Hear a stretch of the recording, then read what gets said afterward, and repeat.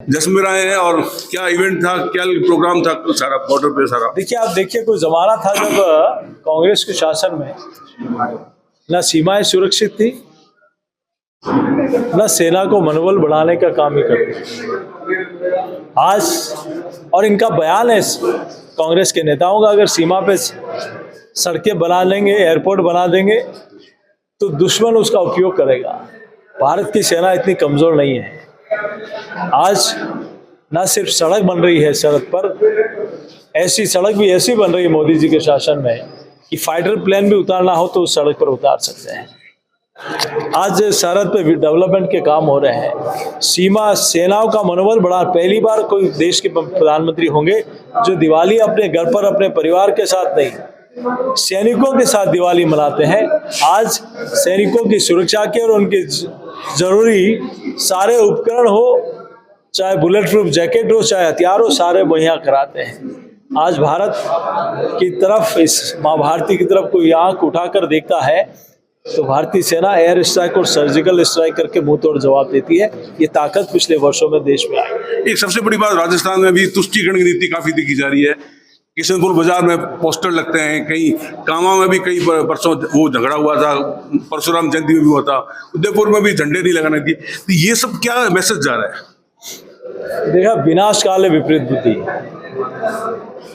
और ये उसी का नतीजा है कि आप किसके कहने से किसको खुश करने के लिए कर रहे हैं। राजस्थान में कभी परंपरा नहीं रही इस प्रकार की, लेकिन दुर्भाग्य है कि अशोक गहलोत जी के आने के बाद लगातार ऐसे तालिबानी फरमान आते रहे, जिससे कहीं कहीं एक वर्ग को ठेस पहुंचाने का काम किया है। आप ये देखिए कि गायों की बीमारी आई राजस्थान में, लंपी में कई राज्यों में इस बीमारी का प्रकोप फैला। उस 5-6 राज्यों में प्रमुखता से 7 राज्यों में थी। उन 7 राज्यों में 70% गाय अकेले राजस्थान में मरी है। कहाँ गई थी ये सरकार? क्यों नहीं इन्होंने उसके उन गौ माता की, जब आपके पास भारतीय जनता पार्टी की पिछली सरकार थी, उन्होंने इस पे टैक्स लगाया था, सेस लगाया था, और करोड़ों रुपए खजाने में पैसा था। तो गौ माता की सुरक्षा के लिए गहलोत सरकार क्या नींद निकाल रही थी उस समय? क्यों नहीं? अगर सामाजिक संगठन और भारतीय जनता पार्टी और हमारे वैचारिक संगठन नहीं होते और इस प्रकार के दवाइयां और आयुर्वेदिक दवाइयां नहीं देते तो शायद और बुरी हालत राजस्थान में। महाराणा प्रताप पे अभी जो फाउंडेशन कल अशोक गहलोत ने घोषणा की है कल, तो क्या माना जाए? 4.5 साल उनको महाराणा प्रताप से याद नहीं आए, और अभी जब चुनाव के टाइम में तो उन्होंने महाराणा प्रताप पे उसकी ये वही लोग हैं जो महाराणा प्रताप को भगोड़ा के रूप में कहते थे। ये वही लोग हैं जो कहते थे कि अकबर महान है। ये वही लोग हैं जो कहते थे महाराणा प्रताप युद्ध नहीं जीते। वीर शिरोमणि महाराणा प्रताप, जिनके लिए प्रातः स्मरणीय लगाया जाता है, जिन्होंने अपनी वतन के लिए, अपनी माटी के लिए सब कुछ छोड़ दिया, संघर्ष किया, लेकिन कभी समर्पण नहीं किया। आज देश और दुनिया में उनको इसीलिए नमन किया जाता है। आज क्यों इन्होंने इस प्रकार का, आज पहली बार नरेंद्र मोदी जी की सरकार ने एनसीईआरटी में बदलाव करके महाराणा प्रताप महान का पाठ शुरू किया और आक्रांताओं के, मुगलों के पाठ को हटाया। 1.5 करोड़ किताबें एनसीईआरटी की जयपुर में आके पड़ी है। गहलोत साहब इसीलिए उनको बंद कमरे में डाल के रखा है कि ये मुगलों के पाठ हटा दिए और महाराणा प्रताप महान का पाठ लगा दिया। आप मुगलिया प्रेम इतना क्यों है गहलोत साहब आपको? क्यों आप देखिए, भामाशाह योजना थी बीजेपी के राज में, भामाशाह से इतनी क्यों नफरत है आपको कि आपने उस योजना का नाम बदल दिया? आपको इंदिरा जी का नाम लगाना है तो लगाइए, लेकिन अन्नपूर्णा से क्या आपको तकलीफ है? अन्नपूर्णा का नाम हटा के आपने इंदिरा रसोई, आप इंदिरा जी के नाम पे और कोई योजना रख लीजिए, लेकिन अन्नपूर्णा देवी, जिनका मान सम्मान और उनके आदर सब लोग करते हैं, उनकी पूजा सब लोग करते हैं, तो जो हमारी भोजन की दायनी है, आप उनका नाम हटा रहे हो, आप भामाशाह का नाम हटा रहे हो। मुझे आश्चर्य होता है। प्रधानमंत्री नरेंद्र मोदी जी की विजिट हो रही है, लगातार वो राजस्थान के दौरे कर रहे हैं। क्या माना जाए, वोटों को साधने क्यों चल रहा है? क्या देखिए, मोदी जी ने जो कहा वो करके दिखाया, इसलिए जिन योजनाओं का शिलान्यास उन्होंने किया, उनका उद्घाटन भी उन्हीं के हाथ में होता है।